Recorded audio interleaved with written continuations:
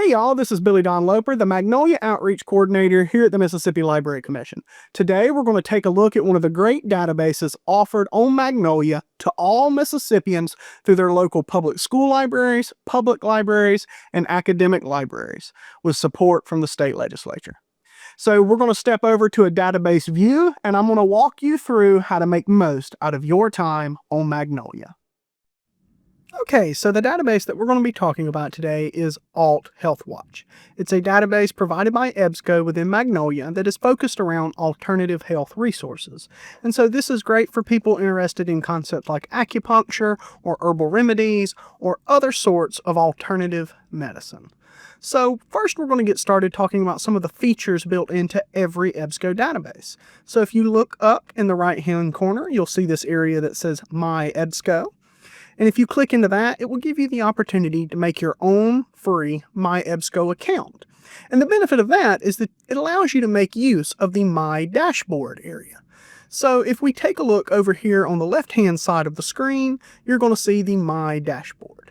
It gives you access to projects, the saved area, your recent activity, and other resources. And we'll take more look at that as we kind of walk through the database itself. Now, another thing that you need to be aware of is the functionality of your search bar filters. So if you see this central area here, you'll see your primary filters, which includes full text, the peer-reviewed filter, and the time frame filter.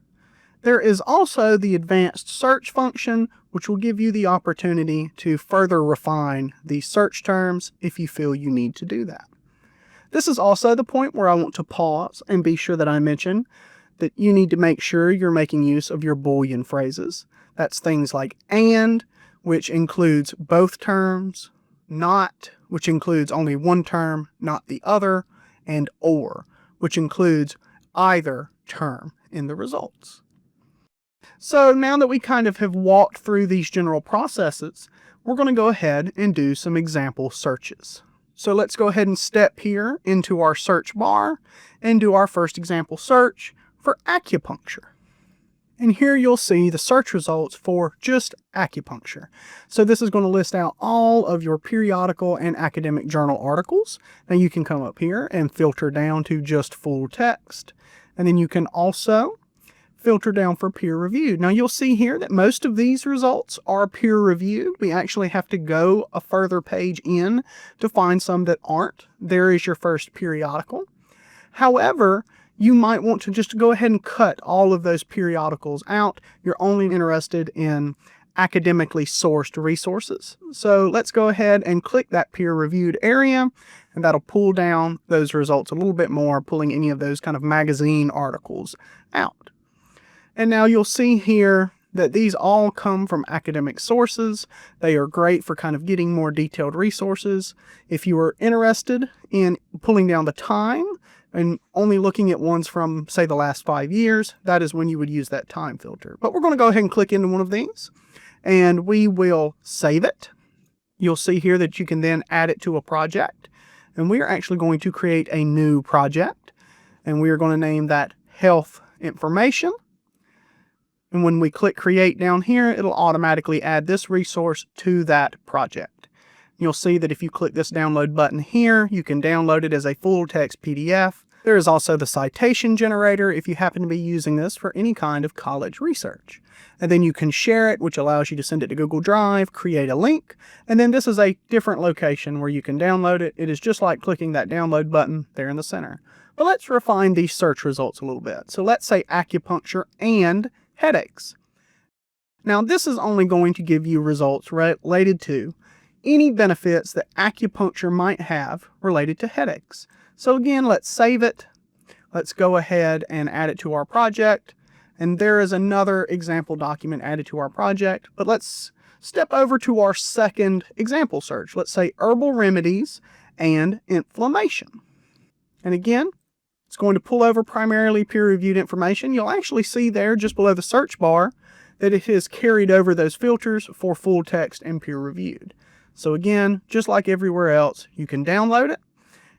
You'll see here that this one is only available as an HTML file. It's not available as a PDF, but that is still the full text. So let's add this one to our project.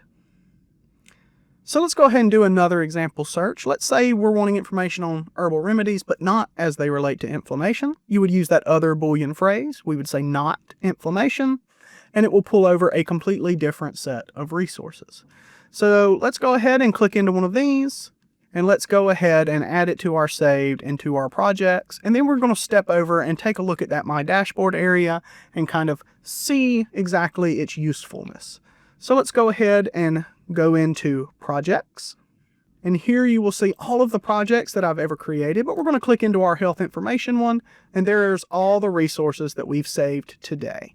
So you'll see it brings you straight into them. You can then click into them and it brings you back to that primary page and allows you to download them, cite them, whatever you need to do. Now, if we take a look at saved, you'll actually see it's a little different. It has all of the resources that we've saved today, but it also includes ones that I've saved in the past related to other research topics. So you'll see if you scroll far enough down, you'll actually see that there are resources saved way back in July in this area, but we're going to click into recent activity next, and this will show you our most recent searches. You'll see that this is not the lifetime searches for my EBSCO account. It is only the searches that we've done in this session. But if you click into one of these, it brings you right back just like you've searched it in the search bar again. So if you mean to save something, mean to download something, and you miss it, that is a great way to get back to that. But that wraps up our talk today on Alt Health Watch. So again, Alt Health Watch is a great resource for anyone interested in alternative medicine. Whether you are somebody interested in trying out herbal remedies for things like inflammation, or if you are someone doing academic research on concepts like acupuncture as they relate to headaches, you should absolutely check out Alt Health Watch, as well as all of the other great databases provided within Magnolia. Again, Magnolia is a collection of online databases provided by the Mississippi Library Commission through your local public school libraries, public libraries, and academic libraries with financial support from the state legislature. Thanks so much for watching this video about Alt Health Watch, and I hope you'll watch our next video. Thanks! The video you have just viewed is an MLC production, made possible in part with funding from the Institute of Museum and Library Services. We encourage you to visit our YouTube channel and our LibGuides for further resources and supporting content.